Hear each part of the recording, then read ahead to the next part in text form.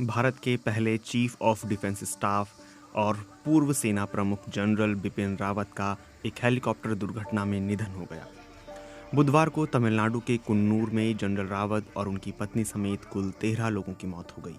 भारतीय वायुसेना ने बताया कि इस हेलीकॉप्टर में कुल 14 लोग सवार थे, जिनमें से 13 की मौत हो गई। जनरल बिपिन रावत को 31 दिसंबर 2019 को देश का CDS नियुक्त किया गया था और इसके अगले दिन उन्होंने कार्यभार संभाला। बतौर CDS जनरल रावत की जिम्मेदारियों में भारतीय सेना के विभिन्न अंगों में तालमेल और सैन्य आधुनिकीकरण जैसी महत्वपूर्ण जिम्मेदारियां शामिल थीं। जनरल रावत इससे पहले भारतीय सेना के प्रमुख रह चुके थे। वे 31 दिसंबर 2016 से 1 जनवरी 2017 तक भारत के 26वें सेना प्रमुख रहे। जनरल रावत का जन्म 16 मार्च 1958 को उत्तराखंड के पौड़ी गढ़वाल में एक सैन्य परिवार में हुआ। उनके पिता सेना में लेफ्टिनेंट जनरल रहे। भारतीय सेना की वेबसाइट पर दी गई जानकारी के अनुसार जनरल रावत 1978 में सेना में शामिल हुए थे।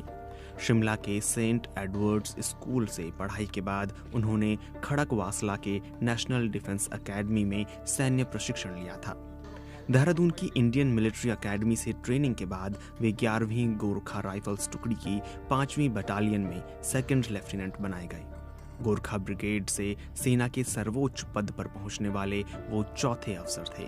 4 दशक से भी लंबे सैन्य जीवन में जनरल रावत को सेना में बहादुरी और योगदान के लिए परम विशिष्ट सेवा मेडल, उत्तम युद्ध सेवा मेडल, अति विशिष्ट सेवा मेडल, युद्ध सेवा मेडल, सेना मेडल और विशिष्ट सेवा मेडल के अलावा और भी कई प्रशस्तियों से सम्मानित किया गया।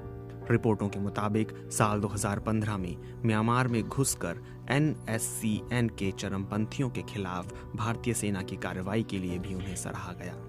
2018 के बालाकोट हमले में भी उनकी भूमिका बताई गई। उन्होंने भारत के पूर्व में चीन के साथ लाइन ऑफ एक्चुअल कंट्रोल यानी LAC पर तैनात एक इन्फेंट्री बटालियन के अलावा कश्मीर घाटी में एक राष्ट्रीय राइफल सेक्टर की कमान संभाली। इसके अलावा रिपब्लिक ऑफ कांगो में उन्होंने विभिन्न देशों के सैनिकों की एक ब्रिगेड की भी कमान संभाली। जनरल रावत भारत के उत्तर पूर्वी राज्यों में कोर कमांडर भी रहे।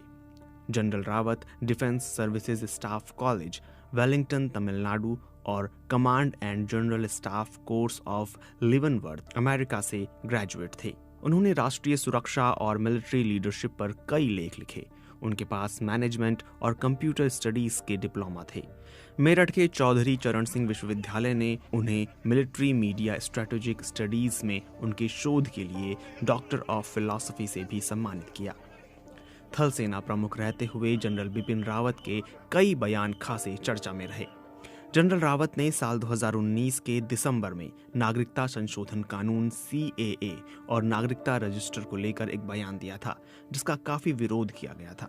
जनरल रावत ने कहा था, जैसा कि हम देख रहे हैं कि कई विश्वविद्यालय और कॉलेज के छात्र हजारों की संख्या में भीड़ का नेतृत्व कर रहे हैं, जो हमारे शहरों में हिंसा और आगजनी कर रहे हैं। ये नेतृत्व नहीं है। नेता वो होता है जो आपको सही दिशा में ले जाता है और सही सलाह देता है। बयान का विरोध होने के बाद उन्हें कहना पड़ा था कि सेना राजनीति से दूर रहती है। सेना का काम है जो सरकार है उसके आदेश के अनुसार काम करना। 2019 के सितंबर में कश्मीर को लेकर उन्होंने कहा था कि कश्मीर में संचार व्यवस्था दुरुस्त है, सभी टेलीफोन लाइनें काम कर रही हैं और लोगों को कोई परेशानी नहीं है। 2018 के जून में कश्मीर में मानवाधिकारों के हनन की संयुक्त राष्ट्र की रिपोर्ट की आलोचना करते हुए उन्होंने कहा था, मुझे नहीं लगता कि हमें इस रिपोर्ट को गंभीरता से लेना चाहिए। इनमें से कई रिपोर्ट दुर्भावना से प्रेरित होती हैं। मानवाधिकारों को लेकर भारतीय सेना का रिकॉर्ड काफी बेहतर है। इससे पहले जनरल बिपिन रावत ने सेनाधिकारी लितुल गोगोई का बचाव किया था, जिन पर कश्मीर में तैनाती के दौरान एक व्यक्ति को जीप से बांधकर घुमाने का आरोप था। ये तस्वीरें सामने आने पर सोशल मीडिया में काफी आलोचना हुई थी। BSF के एक जवान तेज बहादुर यादव ने सोशल मीडिया पर एक पोस्ट डालकर सैनिकों को खराब खाना दिए जाने की शिकायत की थी। इसके बाद जनरल रावत ने कहा था कि जवानों को सोशल मीडिया के इस्तेमाल से बचना चाहिए और सीधे मुझसे बात करनी चाहिए।